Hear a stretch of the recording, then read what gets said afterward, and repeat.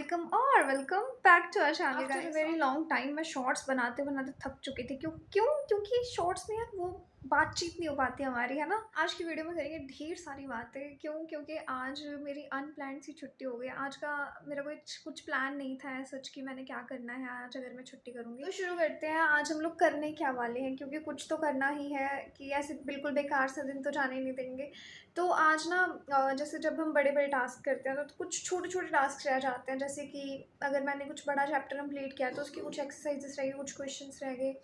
और इंग्लिश वगैरह को तो हम भूल ही जाते हैं, तो आज थोड़ा इंग्लिश को कंसीडर कर लेंगे और अपने जो ऑप्शनल सब्जेक्ट्स होते हैं थोड़ा बहुत उनके बारे में पढ़ लेंगे, क्योंकि उनके बारे में हम लोग बेसिकली वीकडेज पे तो ध्यान देते नहीं हैं। तो आज फिर ऐसे कुछ यूटिलाइज़ करेंगे इस दिन को। सबसे पहले तो ये जो आप पीछे खलारा देख रहे हो ना, ये खलारा हटाना है मुझे। और मेरे सामने भी अभी बहुत खलारा पड़ा हुआ है, अगर मैंने वो नहीं हटाया तो मेरी मम्मी मुझे घर से हटा देंगी। और इधर भी बुक सेट करके रखनी है, तो पहले तो ये खलारा वगैरह हटाएंगे, फिर उसके बाद पढ़ने बैठेंगे और आपको भी पढ़ने बैठना पड़ेगा।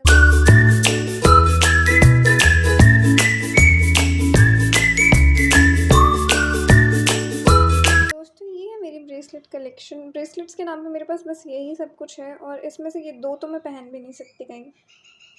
गाइस पीछे की मैसेज ऑल डन और सामने की भी इसी तरह हो चुकी है। और अब हम बैठेंगे पढ़ने थोड़ा सा।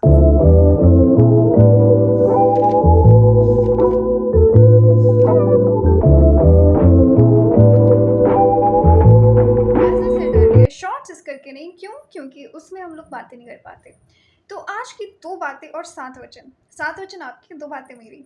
तो 2 बातें ये होने वाली है। पहली बात तो ये, दोनों बातें मैं रिवील नहीं करूँगी, एक एक करके रिवील करूँगी, वॉच टाइम बढ़ेगा। देखो पहली बात तो ये कि 12th वालों में इस टाइम है डर का माहौल। 10वीं वालों तुम लोग फ्री हो चुके हो। अगर तो तुम्हारा ये डबल बोर्ड सिस्टम नहीं होता तो तुम भी मई तक घसीटे जाते। और इस बार 10वीं का रिजल्ट जल्दी आ चुका है, तो तुम लोगों ने स्ट्रीम सिलेक्शन भी कर ली होगी, क्योंकि सभी ने तो 2 बार बोर्ड दे नहीं है। कुछ तो ऐसे होंगे जो सोच रहे होंगे भाई इतने परसेंटेज आगे बहुत है। मेरी नोन में है ना ऐसे लोग कि हम दोबारा क्यों दें एग्जाम। मेन मुद्दा याद है कि तुम लोगों में से मोस्टली सभी ने ना स्ट्रीम सिलेक्शन कर ली होगी, और आधी भीड़ यहीं छड़ जाती है। क्यों? किसी ने आर्ट्स रखी होगी, किसी ने कॉमर्स और किसी ने साइंस। साइंस साइंस वालों हाल तो तुम मेरे से पूछो +1 +2 के। अन बर्बाद पढ़ के भी मेरी 11th बर्बाद हुई है। और बताओ, देखो जो स्ट्रीम है ना वो तुम्हारी पसंद की होनी चाहिए। क्योंकि देखो तुम्हें 2 साल उन्हीं सब्जेक्ट्स को देने हैं, उन्हीं सब्जेक्ट्स के साथ रहना है, उन्हीं सब्जेक्ट्स को पढ़ना है, उन्हीं सब्जेक्ट्स। और if you are not clear कि तुम्हें फाइनेंस में जाना है, साइंस में जाना है, आर्ट्स में जाना है, ह्यूमैनिटीज़ में जाना है, और फिर घर वालों ने स्ट्रीम रखवाई है, घर वालों I am with you, I support you. क्योंकि ये व्यक्ति ना फिर उसमें डायलेमा में ही जी रहा होता कि मैंने तो 10th कर ली है, मुझे 11th में क्या करना है। और अगर बाय एनी चांस ऐसी कंडीशन नहीं है तो वही सब्जेक्ट्स रखो जिसमें तुम्हें इंटरेस्ट है, या फिर जो सब्जेक्ट्स तुम्हें रखवा दिए गए हैं उन्हीं में इंटरेस्ट बना लो। लाइफ में यही होता है, ठीक है। और अब बात नंबर 2। देखो बात नंबर 2 मेरी होगी, 6 के 6 वचन तुम्हारे होंगे। तो बात नंबर 2 ये होने वाली है कि देखो अब 10th से लेके 11th तक बहुत बड़ा गैप आएगा। जो ग्रेविटेशनल फोर्स तुम पढ़ रहे थे वो एक पूरा चैप्टर बन गया होगा। साइंस वालों के बारे में बता रही हूँ, और कॉमर्स वालों के लिए तो ऑफकोर्स सब कुछ नवा होगा। बस तुम्हें प्रॉफिट एंड लॉस और वो कंपाउंड इंटरेस्ट, सिंपल इंटरेस्ट पता होगा, स्टैटिस्टिक्स पता होगा थोड़ा बहुत। और ह्यूमैनिटीज़ वालों तुम लोग के लिए भी काफ़ी चीज़ें न्यू होंगी, और बाकी सब तो तुम्हारा ओल्ड सिलेबस होता है थोड़ा बहुत, उसमें को रिलेटेड होता है। साइंस और आर्ट्स जो होते हैं ना वो को रिलेटेड होते हैं, कि अगर तुमने पहले थोड़ा सा पढ़ रखा है तो यू कैन रिलेट। और कॉमर्स वालों के लिए सबसे बढ़िया रहता है कि उनका सब कुछ न्यू से स्टार्ट होता है, ठीक है। तो देखो काफ़ी एक बहुत ज़्यादा बड़ा चेंज आता है तुम लोग की स्टडी में, एकेडमिक्स में, और तुम में खुद में बहुत बड़ा चेंज आता है, क्योंकि यू आर नाउ सीनियर्स। और पता है ना एक चीज़ होती है कि अब तो कोई सीनियर क्यों नहीं बचा। ओ सच, हम ही सीनियर बन चुके हैं। ये वाली चीज़ जो है ना ये तुम लोग के अंदर आएगी, और you will be given so many responsibilities in your schools. Club president, अब एक को क्लब प्रेसिडेंट बनाया था, और काफ़ी रिस्पॉन्सिबिलिटीज़ तुम लोग पे आएंगी, लेकिन you have to manage it, you have to manage it. और प्रॉमिस नंबर 2 तुम लोग मुझे दो, वादा वचन नंबर 2, कि you will manage those responsibilities with a lot of humbleness.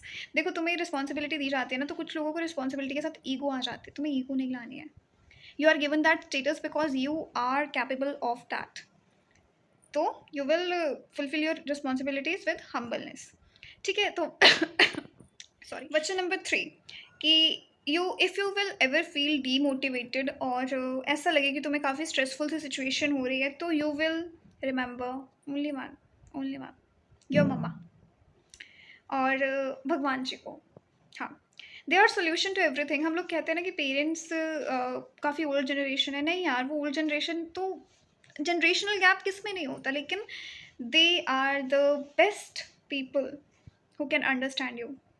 उनके अलावा तुम्हें कोई नहीं समझ सकता, तुम कुछ बोलते भी नहीं थे तब भी वो तुम्हें समझते थे, और तुम कहते हो कि they will not understand our situation.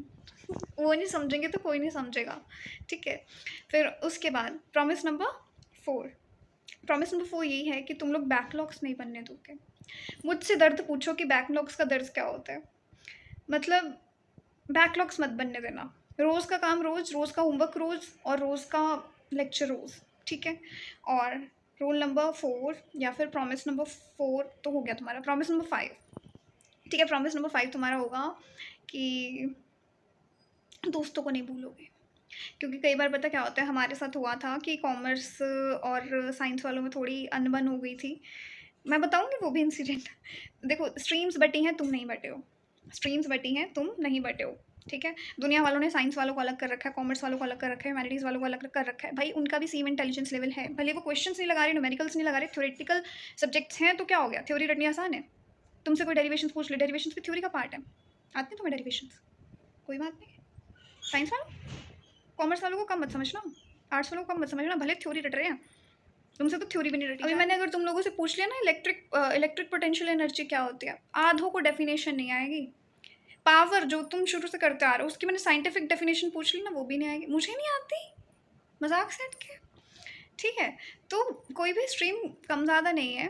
देखो तुम लोगों ने क्या यार, देखो सबने बांट रखा है कि साइंस वालों के पास ज़्यादा दिमाग होता है, नहीं होता, नहीं होता, नहीं होता।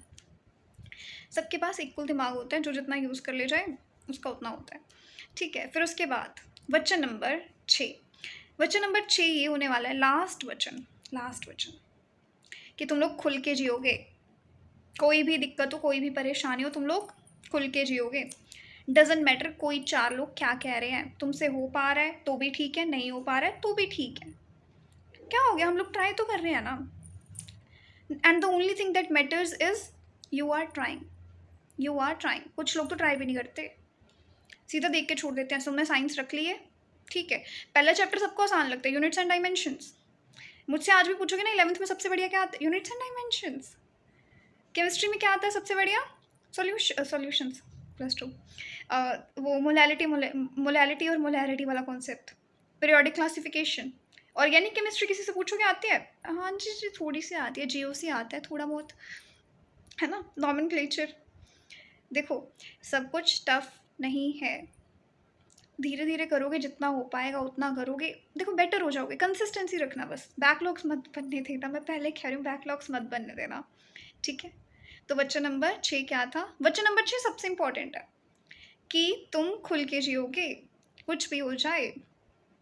और देखो हाँ, ये ज़रूरी है कि ये जो स्ट्रीम्स हैं, ये जो स्किल्स तुम लोग इस टाइम डेवलप करोगे वो बहुत काम आएंगी, लेकिन जो सबसे ज़्यादा ज़रूरी चीज़ है वो तुम लोग की मेंटल वेलबींग है, मेंटल एंड फिजिकल वेलबींग। ये नहीं है कि तुम 4 घंटे सो रहे हो, 6 घंटे सो रहे हो, भाई 8 घंटे की नींद लो, अभी से पढ़ोगे निकल जाएगा। कोई भी किसी भी कॉम्पिटिटिव एग्ज़ाम की तैयारी कर रहे हो ना, हो जाएगा, हो जाएगा, ठीक है। और सिर्फ अपने ऊपर ध्यान दो, you have to make yourself better, you have to make yourself better, ठीक है। बेस्ट बनो ना बनो, बेटर हर दिन बनना है, बेस्ट एक दिन अपने आप बन जाओगे, ठीक है। तो यही था, वचन रिवाइंड कर लेना, हो सका तो मैं सारी वचन की लिस्ट आपको एंड में दे दूँगी, ठीक है। और कमेंट सेक्शन में ना ज़रूर ये एक मैसेज छोड़ के जाना कि I promise that I will make it possible. हाँ, ठीक है। तो अभी के लिए बस इतना ही। मुझे लगता है कि आप लोगों ने काफ़ी इन्जॉय किया होगा इस वीडियो को, मुझे भी अच्छा लगा इतने दिनों बाद आप लोग के साथ बातचीत करके। And this was all for today, bye bye, see you.